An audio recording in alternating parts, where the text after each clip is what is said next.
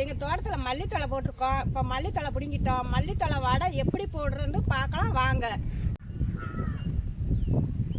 பிடிங்கிட்டு அந்த மல்லித்தழையை மண் இல்லாமல் நல்லா அலசி வச்சுக்கிடுவோம்.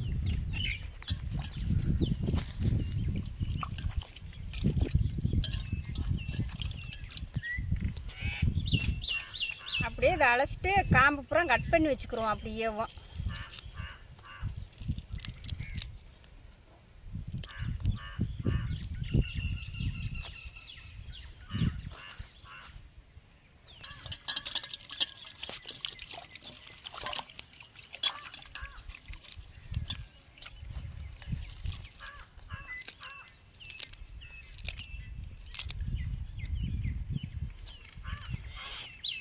மல்லித்தழை பச்சைக்கு பச்சை மாவை கலக்கி வச்சுக்கிடுவோம்.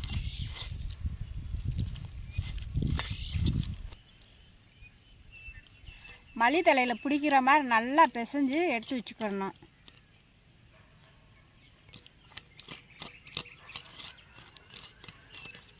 மல்லித்தழையில் பாருங்கள் நல்லா பிடிச்சிக்கிறோம். இப்படி நல்லா பிசைஞ்சு எடுத்துக்கிட்டோம்னா அடுப்பை பற்ற வச்சு எண்ணெயை ஊற்றிட்டோம். சட்டி காஞ்சிக்கிட்டு எண்ணெய் நல்லா மல்லித்தழை முக்கி எடுத்துக்கிட்டு மல்லித்தழை பச்சி பாருங்கள்.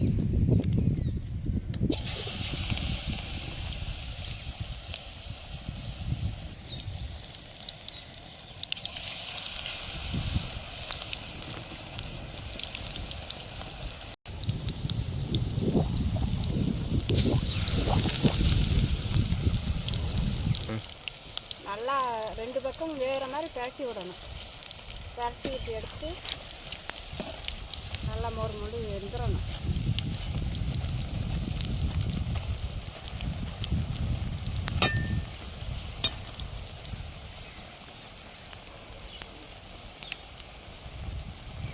மல்லித்தழை பச்சி ரெடியாகிடுச்சு. எடுத்துலாமா நல்லா வெந்துருச்சு பாருங்கள். குழந்தைங்க பெரியவங்க சிறியவங்க எல்லாம் நல்லா சாப்பிடலாம். சாயங்காலம் நேரம் இப்படி செஞ்சு கொடுங்க, நல்லா சாப்பிடட்டும்.